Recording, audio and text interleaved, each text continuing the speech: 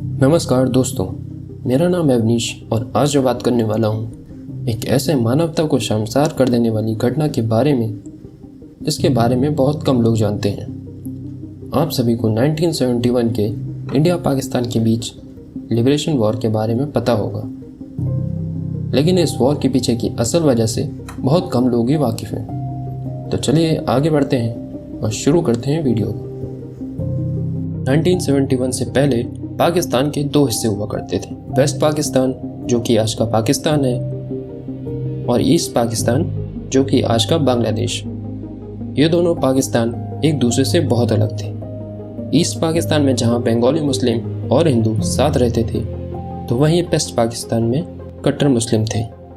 पश्चिमी पाकिस्तान के लोग पूर्वी पाकिस्तान के मुस्लिम्स को असभ्य, अपवित्र और धोखेबाज मुस्लिम मानते थे। उनका ये भी मानना था कि पूर्वी पाकिस्तान में हिंदू मुस्लिम मिलकर रहते हैं, इस वजह से वहाँ के मुस्लिम गद्दार हैं। एक तरफ वेस्ट पाकिस्तान डेवलपिंग कंट्री थी और ज़्यादातर अमीर लोग वहीं रहते थे, तो वहीं ईस्ट पाकिस्तान में गरीबी, करप्शन और भुखमरी थी। आपको ये भी मालूम होना चाहिए कि उस वक्त ईस्ट पाकिस्तान की पॉपुलेशन वेस्ट पाकिस्तान से 3 करोड़ ज़्यादा थी। बांग्लादेश जीनोसाइड की नींव पाकिस्तान के पहले पीएम मोहम्मद अली जिन्ना ने 1948 में ही रख दी थी।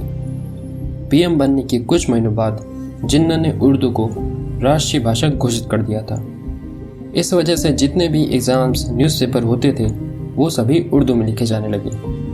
जितने भी कट्टर मुस्लिम्स थे उन्हें उर्दू समझ आ जाती थी, लेकिन ईस्ट पाकिस्तान के बंगाली मुस्लिम्स और दूसरे रिलीजन की पॉपुलेशन के लिए उर्दू समझना नामुमकिन था, जिसकी वजह से ईस्ट और वेस्ट पाकिस्तान के बीच नफरत बढ़ने लगी। ईयर 1952 में ढाका में इस बात को लेकर काफ़ी प्रोटेस्ट हुए, जिनको मुजीबुर रहमान ने लीड किया था। उन्हें कई बार जेल भी जाना पड़ा, लेकिन उन्होंने हार नहीं मानी। इन्हीं प्रोटेस्ट को रोकने के लिए जिन्ना के ऑर्डर्स पर पाकिस्तान आर्मी ने एक्शन लिया, जिसमें काफ़ी प्रोटेस्टर्स की डेथ हो गई थी। ईस्ट और वेस्ट पाकिस्तान रूल करने के लिए एक ही गवर्नमेंट थी, जो कि उस वक्त मोहम्मद अली जिन्ना की थी। 1952 से 1960 तक ऐसे प्रोटेस्ट बहुत हुए, जिनको मुजीबुर रहमान ने लीड किया था। इन प्रोटेस्ट पर हर बार आर्मी ने अटैक किया। 1960 में पहली बार वहाँ की आर्मी ने तख्ता पलट किया और सारा कंट्रोल अपने हाथ में ले लिया, जिसकी कमान जनरल आयूब खान के हाथ में थी। 1960 से 1970 तक पाकिस्तान में आर्मी का रूल चला था। 1970 में जब पाकिस्तान आर्मी को पाकिस्तान के लोगों ने प्रेशराइज किया, तो उन्हें पीछे हटना पड़ा और 1970 में पाकिस्तान का पहला जनरल इलेक्शन हुआ। सभी को लग रहा था कि वेस्ट पाकिस्तान की जिन्ना पार्टी को आसानी से जीत मिलेगी, लेकिन इसका अपोजिट हुआ। ईस्ट पाकिस्तान की मुजीबुर रहमान की आवामी लीग को मेजॉरिटी ऑफ वोट्स मिले और वो इलेक्शन जीत गए। वेस्ट पाकिस्तान को ये जीत नामंजूर थी। वो नहीं चाहते थे कि पाकिस्तान का कंट्रोल उनके हाथ से चला जाए। जिन्ना के पार्टी के लोगों ने कोर्ट की मदद से इस इलेक्शन को इलीगल घोषित करवा दिया।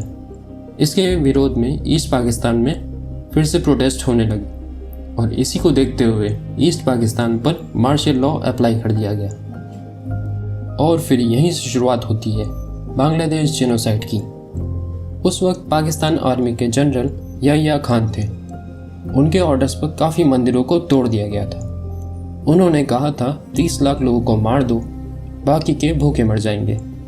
ईस्ट पाकिस्तान के किसी भी गवर्नर को मार्शल लॉ मंजूर नहीं था और सभी ने रिज़ाइन कर दिया। 25 मार्च 1971 को पाकिस्तान ने ऑपरेशन सर्चलाइट लॉन्च किया। सबसे बड़ी आयरनी तो ये थी कि अक्सर आर्मी के ऐसे ऑपरेशंस लोगों को बचाने के लिए लॉन्च किए जाते हैं, लेकिन ये ऑपरेशन लोगों को मारने के लिए लॉन्च किया गया था। टाइम मैगजीन ने इस ऑपरेशन में लीड रोल प्ले कर रहे जनरल टिक्का खान को बुचर ऑफ बंगाल का टैग दिया था। इस ऑपरेशन में सबसे पहले उन जगहों को टारगेट किया गया जो नॉन मुस्लिम्स के लिए इम्पोर्टेंट थी। इनमें ढाका यूनिवर्सिटी से लेकर मंदिर तक शामिल थे। इस ऑपरेशन का मेन ऑब्जेक्टिव ईस्ट पाकिस्तान की मेजर सिटीज़ को कंट्रोल में लेना था।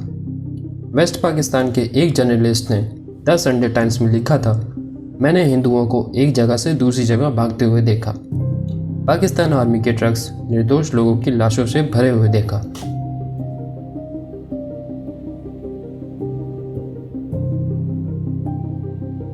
इस आर्टिकल ने तब की इंडिया की इंदिरा गांधी गवर्नमेंट को इंटरवीन करने पर मजबूर कर दिया था।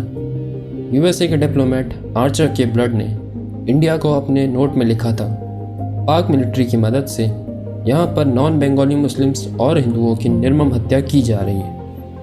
इन हालातों को देखते हुए बांग्लादेश से आ रहे रेफ्यूजीज़ को रखने के लिए इंडियन गवर्नमेंट ने नॉर्थ ईस्टर्न स्टेट्स में रेफ्यूजी कैंप्स को इस्टेब्लिश किया, जिसमें ईस्ट पाकिस्तान से आए हुए रेफ्यूजीज़ को रखा जा सके। लेकिन कुछ समय बाद जब गवर्नमेंट को रियलाइज़ हुआ कि रेफ्यूजीज़ आते ही जा रहे हैं, जिसकी वजह से पहले से कमज़ोर इंडियन इकोनॉमी पर और बोझ आने लगा, तो उन्होंने यूएन और यूएस से मदद मांगी, जिसका कोई रिस्पॉन्स नहीं मिला। 27 मार्च 1971 को इंदिरा गांधी ने डिक्लेयर किया कि अब रेफ्यूजीज़ को लेने के बजाय पाकिस्तान से वॉर होगी। 28 अप्रैल को इंदिरा गांधी ने जनरल सैम मैनेक्शॉ से कहा कि आप ईस्ट पाकिस्तान में वॉर के लिए जाइए, लेकिन इसके लिए उन्होंने मना कर दिया। उन्होंने कहा कि अभी मॉनसून आने वाला है, इसलिए अभी वॉर नहीं शुरू कर सकते।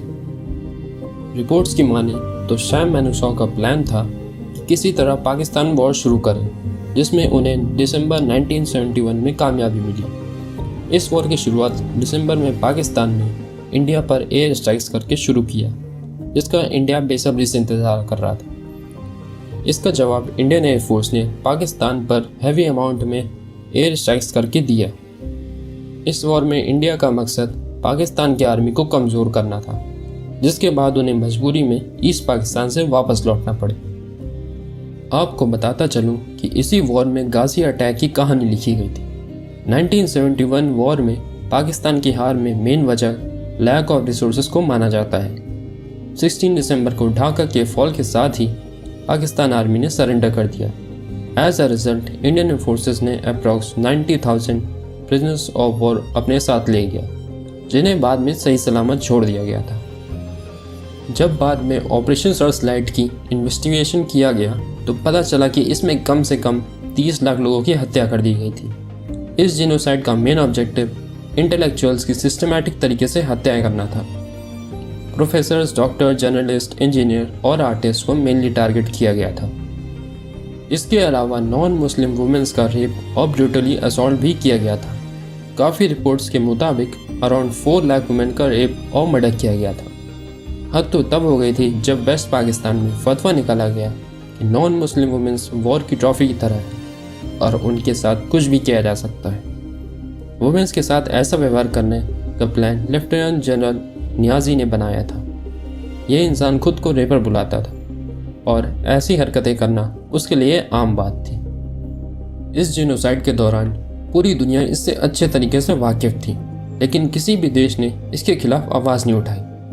सबसे अजीब बात तो ये थी कि यूएसए इसमें पाकिस्तान को सपोर्ट कर रहा था और ज़रूरी आर्म्स एम्युनिशन और फूड सप्लाई कर रहा था।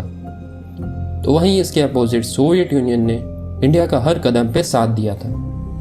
आज भी बांग्लादेश में जगह जगह पर इस नरसंहार के निशान मौजूद हैं। तो दोस्तों, वीडियो को यहीं पर एंड करते हैं। अगर वीडियो पसंद आई हो तो लाइक और सब्सक्राइब ज़रूर कीजिएगा। मिलते हैं जल्दी। Good bye.